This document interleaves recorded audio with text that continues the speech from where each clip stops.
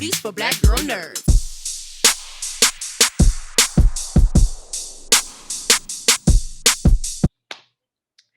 So I just want to get into it. The Shy is one of my favorite Uh-oh. shows. Like seriously, Uh-oh. it's one of my favorite shows. I'm ready for it to come back. I watched the trailer. I'm like, oh, what's going on? So, what do you have some character traits as your character? I don't know. I always say his name wrong. Douda? Is it? That's I'm saying. So I go like Camptown Lady sings their song. Oh, Douda. Duda, Douda. Duda. Right. So Duda, yeah. But then you know what? When Bartom was there, he would say Duda. You know what I mean? I thought that Uh-huh. was cool too. When Reg was there, remember? He'd be Yeah. like Duda, and I was like, oh, that's cool. But that was like how he said it. You know what I mean? But I say Duda, Duda.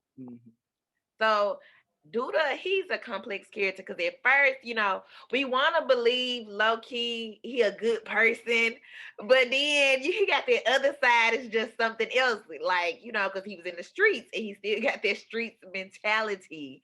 Mhm. Do you relate to that character in real life in any way? Yes. I was about to say yes, unfortunately, but it's not unfortunate. You know, as black men in growing up in America, sometimes we have to make ways where we can make ways. You know what I mean? And sometimes there some of the avenues presented to us, we find out later that maybe we shouldn't have gone down that path. And if we're fortunate enough to find out that, you know what, I should have been on a different road. And that was me. If it wasn't for an organization that came along in my high school years, junior high school years, I could have been a different dude. You know what I mean? That's the organization called the Muse Machine that helped me get my scholarship to Mount View Theatre School in London, England, and it just changed my world. It changed my world. So although Doodle's extreme in his violence and whatnot, um, I do carry some of those anger traits and some of those I'm the boss traits and you need to do what I say traits that can sometimes get my little dumbass in trouble sometimes. Think we all might have some of those traits because he's a good businessman, but he don't play no games. Okay. No games. And I like that, and the fact that you say that you kind of dig this character because he's complicated, that's also what drew me to it. It's like he's not just a bad guy. You know what I mean? It's not just some scary bad guy. Because like you said, I will hope that people are like, hold on, especially this season that's coming up, Alex. Um, that what he begins to do and how he begins to do it as mayor of Chicago, you're like, hopefully, you're like, okay, I mean, yeah, somebody needs to come and do that. You know Uh-huh. what I mean? Now, then you'd be like, okay, but I don't know if we needed to do it like that, dude. But hopefully you kind of be like, oh, I'm rolling with that. Then you know what? Maybe we should really do that right now in society and what's going on because he's coming in hitting really hard and with this kind of dare I say, Trump feeling like, you know what, I'm in charge Mhm. and I'm gonna and things need to be different and I'm gonna make them different. I don't care what you say, I don't care what you say, I don't care what you say. We're gonna get this done. And Mhm. then because it's for a lot of it is for the black community, I would think that a lot of the black community be like, oh shit, let's see what if that happened. I mean, I can't tell you what it is, but what if that really happened and really went down like that? You know what I mean?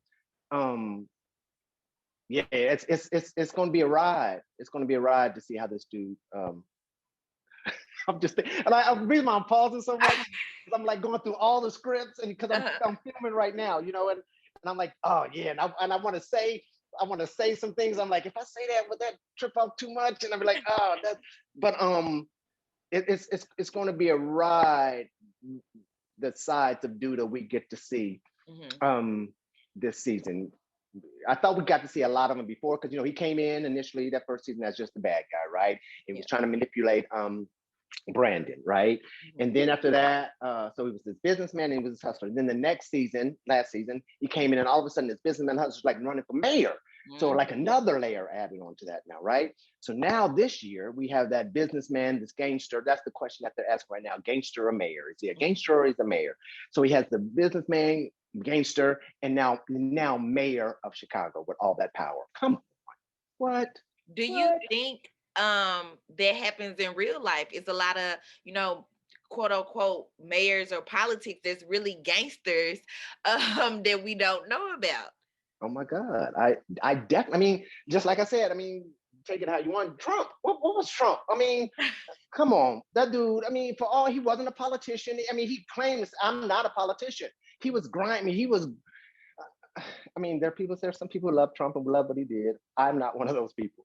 Me But he came in, but he exposed a lot of stuff.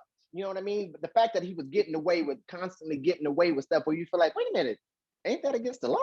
Are you allowed to do that? And he'd be like, I'm doing it, and everybody was kind of falling and fold and doing along. It's like, wow, it opened my eyes to a lot of things about how politics can be and probably have been for a long time. So definitely, I think there's some mayors and aldermen and all kinds of folk who are in politics who are just in it for themselves, but also there are a lot of them that are in there who are in it for the community and for the people and trying to make some major changes, but trying to be fair. I think that's where the you get in trouble sometimes because you want to do the right thing and you want to have as many people come along as possible. And the ideal way is to be fair, right? It's to be like, Mhm. okay, tit for tat, I'm going to do this. So if you can do that, and I'm here to honor that. But then you get these folks to be like, forget that, man. You know what? We want this. We're taking it. Now let's move forward. And it's like, I don't know if that's the right way. But so to answer your question, yes, I do think that there are some politicians who are just thugs, who are gangsters, who are hardcore, and they don't necessarily have to be people of color. You know what I'm saying? There's a lot of those Southern old white politicians that are out there who are like, okay, what you doing? You really trying to line your pockets, you know? Yeah. So dude is definitely taking a page out of that book this season. Do I know you have, kids, you have daughters. Do you ever have to warn them about, some people like Douda or people that work for Douda, like in the shy? Right. Do I have to warn them? So it's funny because I have 5 children: Mhm. Curtis, Isis, Kimani, Harlem, and Jade. Curtis is the oldest. He just turned 30. Just turned 30 on April 26th.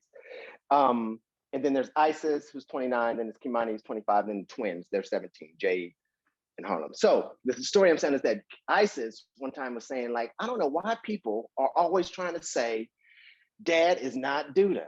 I don't know why people are trying to say that dad is so nice and Douda's not. Dad is Douda. so so my thing is that I don't think I need to warn them about a Douda because it seems like they're living with them already. They were living with them. So they're like, oh, stay away from that dude because he's a lot like my dad, and I don't think I want to deal with that. No, I'm joking. But I'm joking, but I'm not. But um Because having you that have talk, two sides. You right. could be showing your daughter, their good side, the businessman, but she don't even know on the other side he a whole thug. He in these streets. Look, sorry, she so and we so right now where they kind of grew up is a place where, so do I have to warn them? Maybe not verbally, but Mhm. I do that thing, like that Will Smith and Martin Lewis thing is when they got this dude or whatever. Uh, So it was hard for them to ever say they were dating. Right. It was hard for them to ever say they were dating anybody. Because the minute that word popped up, I'm like, oh, you're dating someone. So then it goes into, what does that mean? What does dating mean to you? What does that mean? Y'all were doing what? So all that happens. And then I'm like, I would like to meet him. mhm. And it's like, no, dad. I'm like, oh, well, if y'all dating and I'm not meeting him, I don't think y'all dating. So, Right, I right. have to see who this person is. And so then I drill and I go into that hardcore and I'm giving that dude the dude. I'm like, what's up, bro? How you feeling? Good to meet you. I just want you to know I will always be for my daughter. So if she lies on you, you're in trouble. So I would say make sure you treat her right, make sure she's happy all the time. Otherwise, you're in trouble, bro. Okay, that's all I got to say. So I leave him like that, and they're like, he's joking, he's playing, he's joking. But I'm He's sure in the for back real. of his mind, he's like, I don't know about you, I can totally see that. I can totally see that. Got to get them that Douda. You know, dude. Right. being a black parent in America, how is that talk? Because I know at this point, every black dad is having that talk with their kids, even if it's a woman as well. Mm-hmm. So how does that talk go? Oh, I mean, like I said, I have 5 children, so it's the same but different for each one of them, right? for Curtis, my oldest son, uh, it was the same time period, but a different time period. How do you say that? Because, like I said, that was in the mid '90s when I kind of had to have it, or like a heart to heart. You know, when I had it with Curtis was when we watched this movie. It was a book. It was called A Lesson Before Dying. Mhm. That the one? And then they made a movie of it, and it starred Don Cheadle. It was about this little boy in the South. It was kind of like the Emmett Till story almost, but not really. But it was this black boy being a young black boy being accused of something that he didn't do by this white woman or white family, right? And how they made him feel. They called him a pig. They took him out of his name. But me and Curtis sat there. I feel like it was on HBO at the time. And me and Curtis sat there and we watched that, and it was so emotional, it was so real. And I remember saying to him, don't ever allow anybody to call you out of your name. Don't let anybody ever tell you who and what you are and how you should be. And I was crying because it was so emotional, and I think it probably was a little too much for him because he was kind of young, but because he brings it up sometimes now. He's like, Dad, you remember that time, blah, blah, blah, blah, when you was, I was like, yeah. He said, I think about that all the time. And so he moves into the space with a little more confidence, right? Mhm. And so when you see stuff like the brutality that's happening to our young black men every day, how I'm thinking in retrospect now, maybe me infusing that kind of conversation and talking to them and giving them that confidence makes it a little harder for them to chip away at his manhood. You know, so when they're coming with this scaring, because it's scaring tactics, right? The fact that they're doing this, and it's horrible that they're doing this, it's also to make all the other black dudes and men to be like, oh, the police, you know what? Let me not do what I'm supposed to do, as opposed to just, no, I'm fine. I'm doing what I'm living. I'm not doing anything wrong. That's what I'm supposed to do. So maybe because I've imbued him with some other kind of confidence that he's like, no, no, no. And nobody's going to ever make me feel like I'm not man enough, or I'm not an adult or whoever. So I'm going to ride with that. So I'm hoping that is. And for my daughters, I try to make sure that I show them a good example. Now, and that varies, right? I'm not saying I'm perfect by any means, but I'm trying to make sure that if I say I'm going to do something, I do it. How I'm treating their mother and my wife is an example of how they should be treated by whoever their partners is, be it a man, a woman, or whoever their significant other should be. So I just want to make sure that if there is a male figure that they have to look towards, that a lot of my qualities, they can say, okay, that even if it's wrong, it's like Dad does this, I don't want my partner to do this. Not because it's abusive or it's bad, but it's a way, you know what I mean? So I Mhm. try to and try to be as much of a positive and real life example for my daughters as possible. And then and when we have to have a talk about boyfriends, whatever, and it kind of comes to in the background. She'd be like, what do you think? You know what I mean? Or not really about him, or we might be watching a movie. And she'd be like, so if I was dating a guy like that, what do you think? What would you do? You know what I mean? And make sure that when those conversations happen, that I'm being really honest, because I know it's not really about that television character. It's maybe about something that she's dealing with right now, you know. But they're smart people. They're really smart individuals, and they're honest people. They're very open. They're not, none of them, not none one of them are afraid to speak their mind and tell you what they think and how they think it. Um, and I would like to take all the credit for that, but I never can. But I cannot take all the credit for that. Yeah. So, what can we expect on this new season of The Shy? We are excited. This trailer look excited. It looked like so much drama about to happen. So, what can we expect on this next season of The Shy? Yeah, it's going to be wild, Alex. Like I said, so Douda walks in. He's now mayor of Chicago, and while he's mayor, his first couple of days, his adopted son Jake, played by Michael Epps, is brutalized by the police for doing nothing wrong. And then he has to deal with the fact that I am now the boss of the police. You know what I mean? I'm the head of the police department. So because I am that, I have the power to make a change. So what does Douda do with that, right? What does he do with that power? So we see what he decides to do and the consequences of that. Then you have, Luke James's character and Imani's character and how they incorporate into Douda's world. Because remember, the last year, Douda goes to Trig and he's like, there's a new sheriff in town and I want you to work for me. And Trig decides to be like, okay, I'm gonna work for you.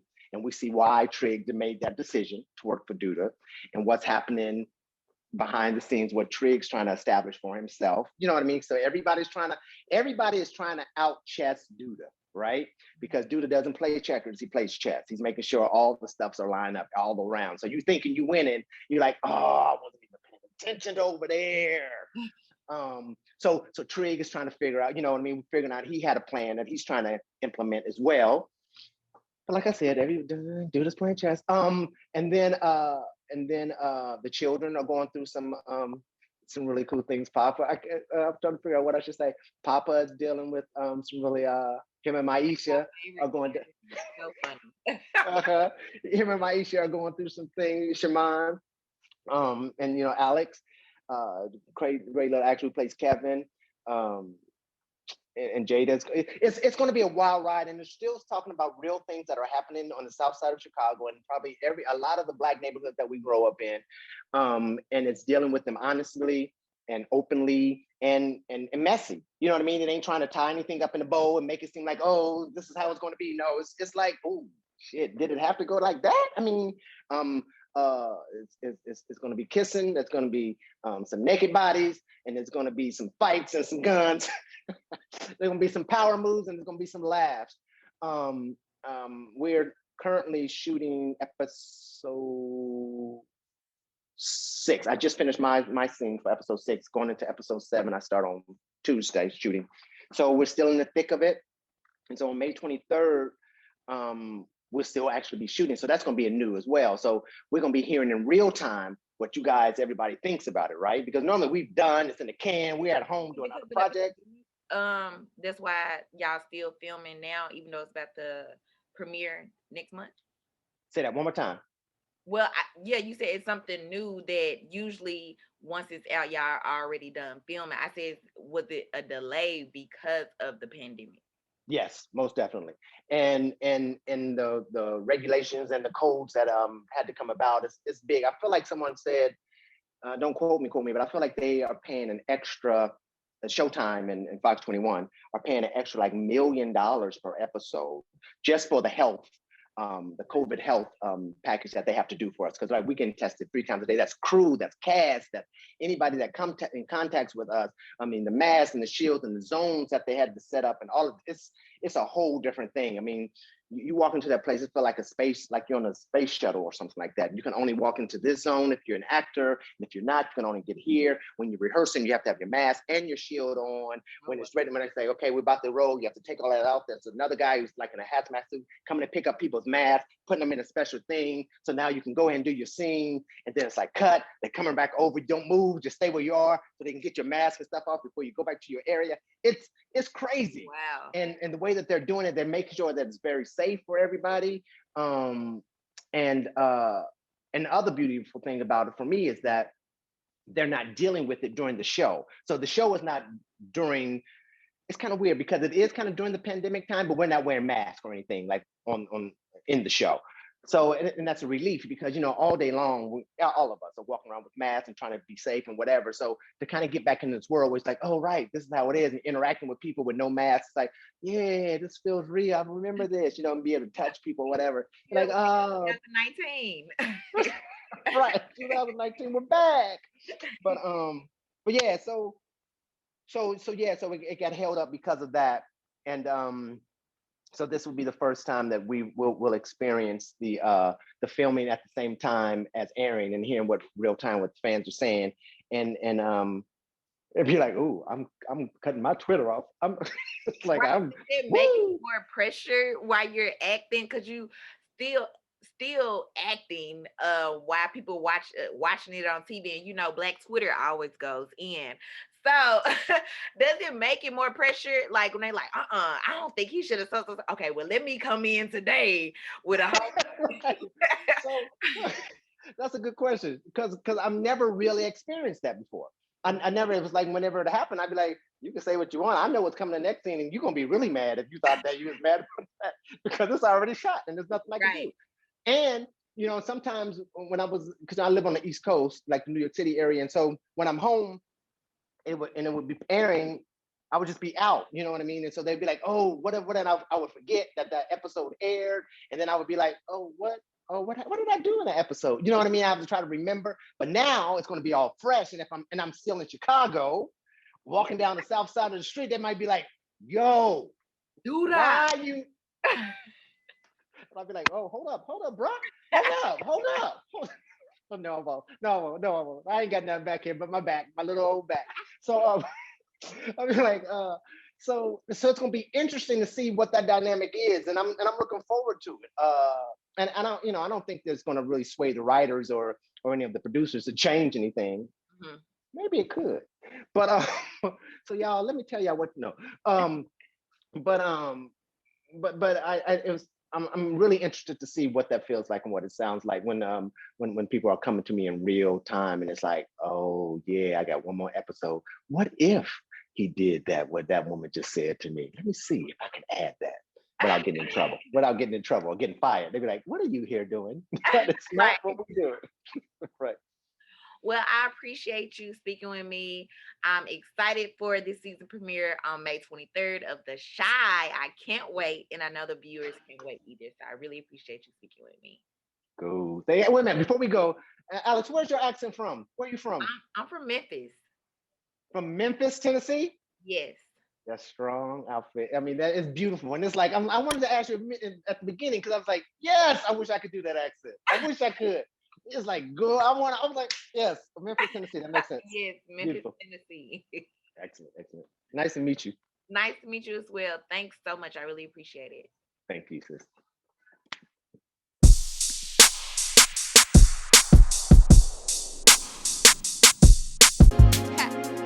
Better shake your booties for black girl nerves. Better shake your booties for black girl nerves.